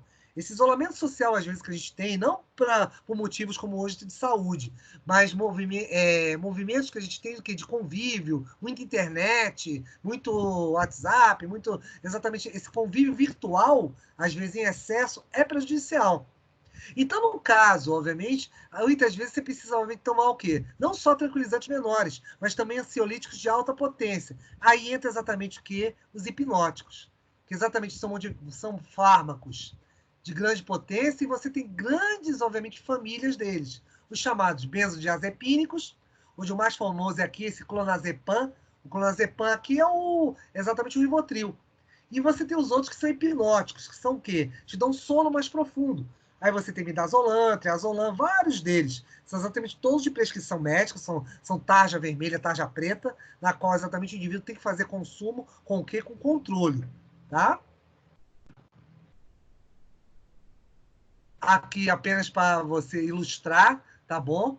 Você tem diferentes concentrações, o próprio Rivotril, que é o mais fraco deles, e tem você tem diversas apresentações, 0,5, 1, 2 miligramas. Tem um problema em relação a ele vicia em pouco tempo, tá bom? É importante também ressaltar isso. Ah, mas ele me deixa tranquilo. O problema é que o me deixa tranquilo vai ser tranquilo para tudo. Vai ser tranquilo para, eu tropecei hoje numa cadeira, já fiquei nervoso, vou tomar um Rivotril. Eu acordei hoje, vou tomar um Rivotril, vou ter uma reunião. Eu vou fazer uma atividade. Então, tudo vai justificar. E não é você que está justificando, é teu cérebro que está pedindo. Então, esse é o grande perigo em função disso aí. Querem falar algo, meninos? Comentar alguma coisa?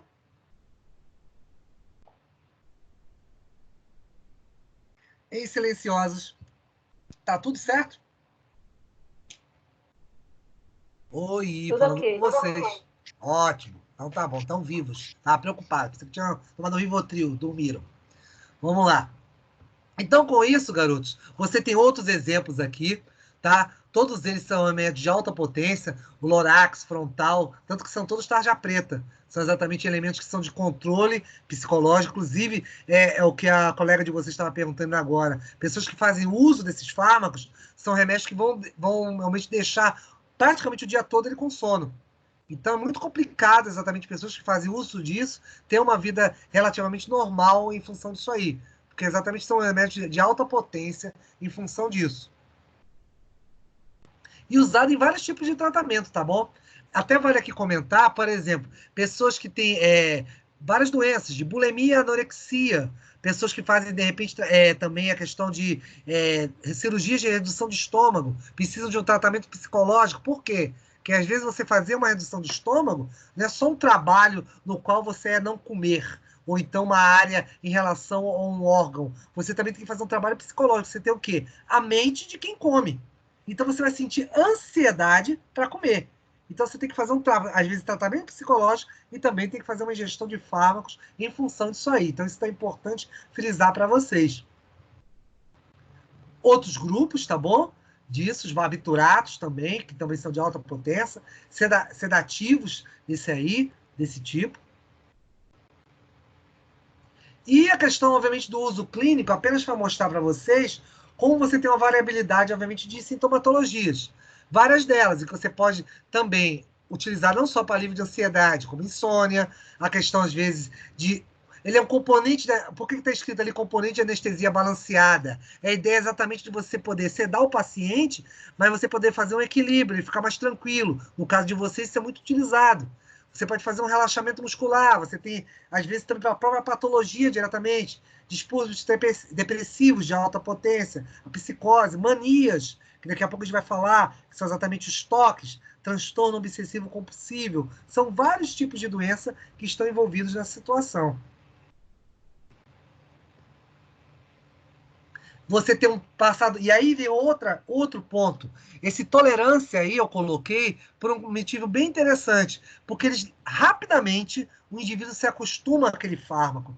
Então, com isso, ele tem uma tendência a querer aumentar a dosagem. Ele começa com a conversa de, não está fazendo efeito, então eu vou tomar uma dose um pouco maior. E ele, por si só, vai e faz uma ingestão. Isso pode, inclusive, muitas vezes, dependendo do paciente, pode levar à morte. Então é muito perigoso isso. Isso tem que ser o quê? Acompanhado por um médico e pode ter uma série de implicações fisiológicas, tá?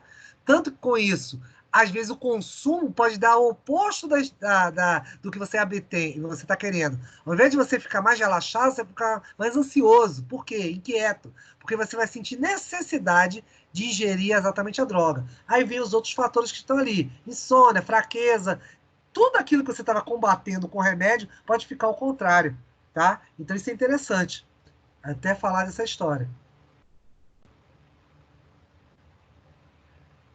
Reações adversas, essas as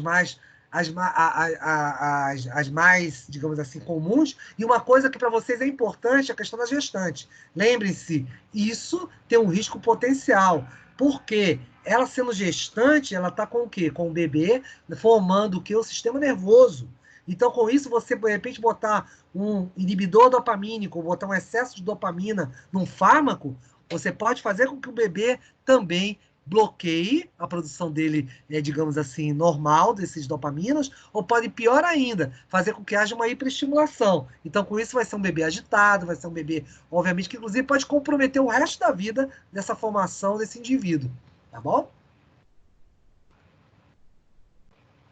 Importantes interações são fármacos que não se dão bem em você exatamente fazer essas combinações. Ou seja, bebidas, outros analgésicos, anticonvulsivantes, histamínicos, ou seja, você acaba, o organismo fica forçando você por achar que está fraco, é você por conta própria achar, então vou combinar com o outro, com o analgésico, vai melhorar. Às vezes não melhora nada, ao contrário, pode causar grandes perfis de dependência nesses indivíduos. Outro ponto interessante e importante, a gente exatamente falar disso aqui, ó. Repare, vocês têm os sintomas exatamente de quê? De referentes a ter o quê? Uma ligação entre o sistema nervoso central e o autônomo. Então, o que acontece lá? Quando você repara em relação ao cérebro, olha o que a gente estava falando aqui. Você tem a parte periférica, depois você tem o tálamo, que é a segunda linha que vocês estão vendo aí, e vai até embaixo com o hipotálamo. Com isso, você acaba tendo o quê? Aquela somatização dos eventos exatamente para o corpo. Por isso você está vendo essa expressão, essa carinha aí, o indivíduo que é assustado, suando, é o que eu te falei da história do cachorro, que eu dei exemplo no início. De repente, o quê? Dilatação da pupila, você pode ter tremores nas mãos, taquicardia, ou seja, o batimento do coração mais rápido, tudo isso sinais de ansiedade. Então, com isso, você pode ter uma hiperatividade exatamente o que dos eventos ligados à questão dos chamados receptores colinérgicos e adrenérgicos. Outra coisa, vários fármacos podem entrar com um bloqueio para isso aí. Isso aqui vai ser importante, por exemplo, aqui eu vou comentar uma coisa que mais adiante eu vou voltar a falar. Os receptores que vocês estão vendo aqui são os beta, chamados beta-bloqueadores. São os famosos receptores que, por exemplo, estão ligados ao coração. Porque estão ligados não ao sistema nervoso central apenas, não ao sistema nervoso autônomo. No sistema nervoso autônomo, você tem os chamados alfa e beta receptores. Esses alfa e beta se dividem em alfa 1, alfa 2, beta 1 e beta 2. A depender do estímulo que eu dê, eu posso aumentar exatamente o nível de resposta do sistema nervoso autônomo. Então, muitas vezes, por exemplo, você tem fármacos que vão bloquear a taquicardia. A taquicardia é exatamente dada por o quê? Estímulos ao coração. Quem faz muito bem isso, esse batimento cardíaco mais rápido, qual é a ideia? São os receptores beta. Então, tem fármacos diretamente ligados a ele. É o que você está vendo aqui, propanolol. Eu posso diminuir esse ritmo de ansiedade, porque são exatamente os chamados beta-bloqueadores. Então, eu posso também diminuir o que? Essa taquicardia e, consequentemente, deixar esse indivíduo um pouco mais calmo. Tem vários fármacos que têm essa ação, tá? Aqui, vamos lá. E aí vem o lado B dessa história, que sempre é bom falar. Ah, mas eu gosto de tomar o Rivotril, eu gosto de tomar outros fármacos. A grande questão é essa aqui. Vocês têm que lembrar que hoje em dia o indivíduo que toma antidepressivo, ele se torna dependente. E hoje, agora, até inclusive, até por coincidência, esse slide tem algum tempo, mas em 2020 eu sempre disse isso, que a OMS vai colocar, eu não diria talvez no segundo, mas entre as 4 causas-mortes do ser humano já estão envolvidos os antidepressivos. Exatamente por excesso indiscriminado desse consumo. Hoje em dia, é o padrão que você está vendo ali, 20% da população mundial já teve algum episódio depressivo e acha que isso justifica exatamente o que? O consumo. Então, isso pode gerar também o consumo excessivo, exorbitante, de drogas como essa. Você tem uma série também de, digamos assim, eventos depressivos, tá bom? Eventos de doenças correlacionadas com o sistema nervoso central. Eu vou entregar para vocês o slide, eu vou comentar algumas com vocês, dando maior destaque para alguns aspectos, mas todo o material vai estar com vocês. Então, a gente vai discutir algumas coisas aqui. O primeiro deles é o mecanismo que você tem para isso aí. Lá atrás, não sei se vocês lembram, vocês vão ver depois isso no vídeo, vocês vão ver que a gente comentou sobre o mecanismo tal de monoaminérgico e eventos exatamente de regulação. Essa hipótese, tá, que é uma hipótese, como eu disse a vocês, isso não tem nada comprovado, mas estão vendo que tem uma grande relação com esses itens, você pode exatamente fazer com... Não mexe no slide. Alguém mexeu no slide. Não é para mexer. Não pode mexer. Se você mexe o slide, você vai fazer com que haja... Eu perco o controle. Se eu perder o controle, eu não vou conseguir dar aula. Dandara, tira o dedão daí. Deixa eu mexer o slide, porque senão eu vou perder o controle dele. Aí eu não consigo passar os slides. Eu é que mexo nos slides. Então, com isso, todos continuam vendo os slides? Eu já disse, esperem. Esperem que ele vai naturalmente, ele vai chegar, você Sim, vai ter o tá controle. aparecendo o slide Oi? normal. Como? E tá aparecendo o slide normal. Isso, peraí. É porque alguém mexeu, não pode mexer. Dandara, não pode mexer. Ponto. Porque senão exatamente vai desregular a passagem deles. Deixa que eu mexo.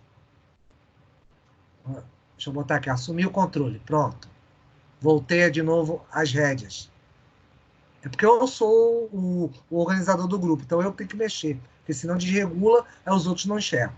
Todo mundo vendo de novo? Meninos, respondam. Yes. Estão enxergando o slide? Yes, pronto. Alguém respondeu. Sim. Então, como eu estava falando, lembre do seguinte, você tem mecanismos, hipóteses exatamente dessa regulação. Aqui, exatamente, uma das principais... Espera aí só um minutinho. Pronto. Aqui são os principais mecanismos relacionados a essa regulação. Então, você tem lá a hipótese monabinérgica. Ela está mais associada a essa depressão. O que acontece com ela? Tem dois mecanismos químicos importantes. Os receptores exatamente de norepinefrina, tá? E a chamada serotonina, que você conhece por uma sigla conhecida como 5-HT. E isso acontece por quê? Você tem esses dois mecanismos químicos que estão aqui embaixo. Reserpina, onde você tem uma baixa de noradrenalina, ou norepinefrina, que é a mesma coisa, e também uma alteração da serotonina. É só você lembrar do que eu falo da serotonina. A serotonina é um hormônio correlacionado com a alegria, exatamente correlacionado com eventos que você tem prazer e satisfação de realizar. Sempre você vai ter envolvimento dessa substância. Então, indivíduos que têm depressão têm quedas disso aí. Os antidepressivos tricíclicos vão exatamente ser o quê? Eles vão ser inibidores de um outro mecanismo, que é exatamente um outro mecanismo metabólico, que a gente chama de MAO. Esse MAO aí significa que é monoamino-oxidase, tá? Ele vai fazer com que haja o quê? Um aumento da norepinefrina e haja também um aumento da 5-HT. Ou seja, eu consigo fazer exatamente o que? Aumentar isso. Por isso que ele é um antidepressivo. Porque no caso do depressivo, o que ele tem? Ele tem baixa de serotonina, ele tem baixa de dopamina. Então ele fica triste por esse motivo. É a explicação exatamente que você tem o quê? Do sistema nervoso. Agora, quando um indivíduo tem exatamente esses efeitos, ele vai estar ligado, olha quem está aqui, o cérebro, com o córtex, e olha quem tem exatamente aquela parte que eu falava para vocês, ó, tálamo, hipotálamo, e lá para baixo, a questão da hipófise. Aqui no meio está a questão da região límbica. É ela quem está com aquelas memórias, é ela exatamente que está causando exatamente uma série de transtornos. Tanto que, ó, repara quem está aqui, ó, sono, apetite, sexo, prazeres, tudo isso pode ser alterado se você simplesmente fazer o quê? Esse aumento da questão da produção desses neurotransmissores. Então é muito importante exatamente a quantidade desses neurotransmissores aí, tá? A depressão maior, que é um outro tipo de depressão, você também tem uma diversos aspectos também de metabólicos, onde você vai ter o quê? O indivíduo sente culpa, desamparo, com isso gera fadiga, falta de energia. Se você reparar nisso aqui, tudo isso vai refletindo exatamente no indivíduo, que é somaticamente, no corpo.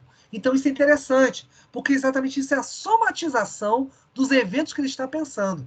E 1/4 das depressões está ligado a isso aqui. Por isso que leva muito, com o passar do tempo, a levar ao consumo de quê? De fármacos. Tanto que pode digamos assim, pode culminar com eventos de culpa, desamparo, e pode chegar ao âmbito até mesmo do suicídio aqui. Os eventos farmacológicos que são mais utilizados são esses, tá? Porque eu posso exatamente fazer o quê?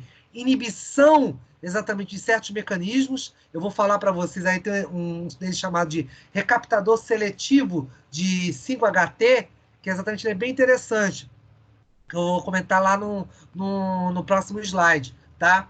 Que exatamente certos neurotransmissores vão poder ser recaptados, reabsorvidos. Eu posso bloquear isso aí, eu vou mostrar para vocês já já.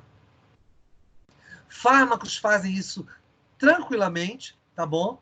Mas eu sempre digo o seguinte, que, antes de falar isso aqui, muitas vezes a própria ideia da convivência, de você fazer outra atividade, não estou me sentindo bem, então para o que você está fazendo, vai fazer outra coisa. Desvia um pouco da atividade fixa, né, de fixar naquela atividade que você não está tendo bom desempenho. Para um tempo, deixa ali dos lados o livro, alguma coisa, depois você volta. Então, isso é importante porque não vai ter a necessidade de você fazer com que haja o quê? Consumo de algum fármaco. Vai conversar, eu falaria andar na praia, mas a gente não pode, mas você teria exatamente eventos que te distraem, tiram o teu cérebro desse foco. Então, com isso, o que acontece? Olha o que eu estava falando para vocês ainda agora. Se vocês lembrarem de um slide um pouco mais atrás, vocês viram que a acetilcolina ela era recaptada. Tinha um evento onde eu mostrava uma seta que ela voltava em direção ao neurônio anterior. Aqui você está vendo o processo exatamente dos neurônios. Então, com isso, o que acontece? O neurônio, ele lança acetilcolina, estimula o próximo neurônio e depois isso pode voltar para o neurônio anterior. Então, isso é importante, tá? Porém, eu tenho fármacos que conseguem fazer essa inibição. Isso tudo vai depender do tipo de perfil psicológico exatamente do indivíduo, do tipo de perfil comportamental. Então, isso não é utilizado, esses fármacos, aleatoriamente. Precisa de um diagnóstico. Eu estou ansioso, eu vou tomar um fármaco. Não é assim. Você pode ter tantos efeitos colaterais no meio dessa história que, às vezes, pode comprometer o corpo. Aqui mostra exatamente algumas coisas disso aí. Você tem aqui, por exemplo, reparem, você tem a questão do próprio antidepressivo tricíclico, onde você tem lá sonolência, tremor. Repara que vocês têm diferentes tipos, obviamente, de respostas frente ao corpo. Então, o corpo pode exatamente responder de uma forma não adequada. Inclusive, é o que tem aqui, distúrbios sexuais, ou seja, você pode exatamente ter o quê? Bloqueios de neurotransmissões que vão ser exatamente o quê? Por sistemas somáticos. Eu tenho outras substâncias, como, por exemplo, antidepressivos heterocíclicos, que são muito, muito importantes. Por exemplo, a sibutramina está muito envolvida com isso aqui, tá? Porque às vezes o indivíduo quer associar pela ansiedade que ele tem por ter o que inibido, exatamente por regimes ou por tomar fármacos inibidores de apetite, acaba juntando exatamente eventos farmacológicos. Então, com o passar do tempo, ele pode ter isso aqui tudo. Ou seja, não apenas sonolência no aspecto do sistema nervoso central. Eu posso fazer com que haja convulsões, posso fazer com que haja uma série de modificações que vão te levar exatamente o quê? Ações somáticas. Então, isso aqui é muito importante para mostrar que associações e consumos sem controle e totalmente inadequados podem causar com o indivíduo. Aqui exatamente exemplos de relação a alguns deles, tá bom? E são, como volto a falar, são fármacos de alto poder para tratamento de depressões, mas as pessoas estão fazendo uso indiscriminado disso. Isso pode causar exatamente certas alterações na atividade do indivíduo, metabólica do indivíduo. Aqui, mais alguns. E você também tem a própria questão da depressão melancólica. Ela é muito comum porque ela está exatamente muito ligada com o suicídio. Exatamente, é aquela depressão endógena, aquela que eu te falei da incapacidade, né, exatamente de você não ter o poder exatamente para poder transpor os problemas. Então, você fica envolvido de tal maneira que isso aqui, ele realmente te leva à hospitalização. Mas isso só é diagnosticado por um profissional, tá? Então, isso não é feito aleatoriamente pelo indivíduo. Depressões secundárias, que podem ser causadas por abuso de drogas, tá bom? Então, uso também, combinação de remédios, muita questão de, às vezes, você ingerir muito corticoide, a ideia de anti-inflamatória aqui é importante, garotos. Por exemplo, vocês que vão ser prescritores de remédio, fármacos, não no caso de vocês, que vai ser muitas vezes por necessidade, mas tomar anti-inflamatório indiscriminadamente pode gerar isso aqui. Pode ser exatamente que esses usos, associações indevidas de fármacos, pode te levar a quadros de depressão, como sintomatologia. Você pode também ter depressões menores, que, por exemplo, que levam indivíduos a ter o quê? Sintomatologia, irritabilidade, dificuldade de decisões, as pessoas muito indecisas, não conseguem focar, de repente, num determinado problema. Então, são fatores que levam, com o passar do tempo, distúrbios desses indivíduos. São consideradas as chamadas distemias, são depressões menores. Muitas vezes você pode também fazer o uso de antidepressivos, tá? A fluoxetina entra nessa história, alguns me perguntam, mas eu posso tomar, de repente, para manter o foco? Aí é que está o problema. O uso também indiscriminado da fluoxetina pode causar distúrbios também somáticos, tá? Você pode ter, de repente, episódios, com o passar do tempo, que você não vai conseguir mais dormir. Então, você vai ter uma insônia profunda.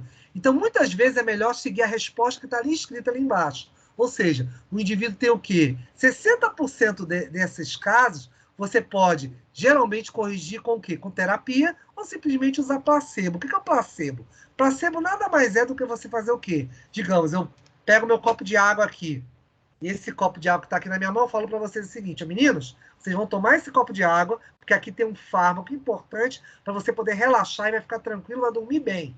Aí você vai, por acreditar em mim, seu cérebro também vai acreditar por consequência, e você faz a ingestão. Ou seja, não tem fármaco nenhum, isso é pura e simplesmente água que nós estamos falando.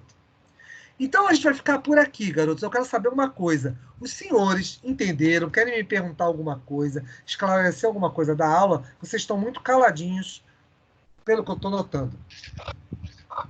É porque se ficar no mudo, professor, para não atrapalhar. Tá no mundo? Mas pode ligar, fica tranquila. Quando quer perguntar, todo mundo tá mas pode ligar. Perguntar não atrapalha. Atrapalha só quando todo mundo fala ao mesmo tempo. Vocês estão muito educados. De parabéns. Eu vou ter que arrumar um botão desse para vocês na aula. Eu boto desativar microfones. Aí vocês vão ficar maravilha, vão ficar seda. Não, mas sério. Querem perguntar alguma coisa? Querem esclarecer alguma coisa? Estou aqui à disposição. Oi, pode falar. Aquele medicamento Ritalina, que é muito usado pelos... Ritalina, que tem se a pessoa usa exatamente para estimulação, quando está cansada, é isso. Quem está falando? Entra nesse critério que você falou, Jane. Quem? Também entra. Jane. Jane? Você tinha me perguntado isso uma vez sobre Ritalina, eu lembro. É porque os estudantes usam muito. Você uma vez perguntou isso. E ela continua sendo exatamente um fármaco que tem que tomar cuidado. Porque todos esses fármacos, que, por exemplo, eu estou cansado, eu vou tomar algo para poder manter meu foco, vou estudar de noite. É melhor você dormir um pouco, descansar 1 hora, contada no relógio e acorda para estudar, do que você chegar a tomar fármacos estimulantes, café ou qualquer outra coisa que de repente te mantém acordado e você não descansar. Lembre de uma coisa, teu corpo 1 hora vai pedir para você descansar. É uma necessidade somática. Dormir faz parte do ciclo biológico. Então você precisa dormir. Então você tomar fármacos estimulantes é perigoso, causa dependência com o passar do tempo. Tá bom?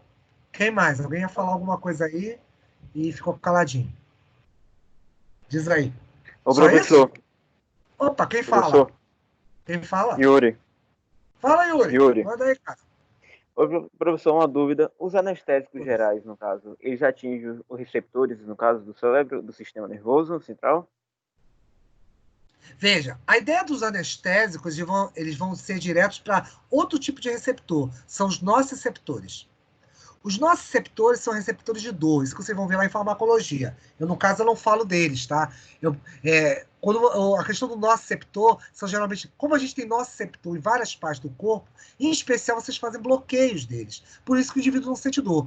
Por isso que, por exemplo, quer você ver uma coisa que é interessante, vocês vão reparar, ou já repararam, repare que você nunca pega um anestésio, por exemplo, vou anestesiar meu paciente quando fazer um procedimento. Você não bota intravenoso. Você já notou isso? Você não faz intravenoso, você faz local. Você faz exatamente direto aonde? Ou, de repente, lá na raiz, faz aquela troncular, vocês são os experts nessa parte. Vocês que são exatamente os experts nisso. Repara que a anestesia é local. Então, esses eventos locais são diferentes exatamente dos eventos que você tem para anestesia, no qual você faz intravenosa. Aí são para outras coisas. Mas, geralmente, o caso de vocês são ligados a receptores do próprio local, das regiões onde vocês vão trabalhar. São terminações nervosas. Vocês bloqueiam exatamente raízes nervosas. É por isso. Entendeu, Yuri? Entendi, valeu. Nada, cara. Outro? Tudo certo? Então, pronto. Alguém vai perguntar mais nada? Então, vamos lá. Então, aqui eu encerro a aula com vocês. Tá bom, garotos? Quero que vocês, senhores, façam a atividade. Não esqueçam, tá bom? Não esqueçam de fazer a atividade, que é importante, porque eu quero que vocês me entreguem isso. Volto a dizer, os que não estavam aí, eu estou liberando para fazer em grupos de 4. Eu vou estar passando um comunicado para vocês. Ah, eu entreguei. Não tem problema, bom que estudou. Então, se fizer, pode fazer em grupos de 4. E caso façam, favor colocar o nome dos 4.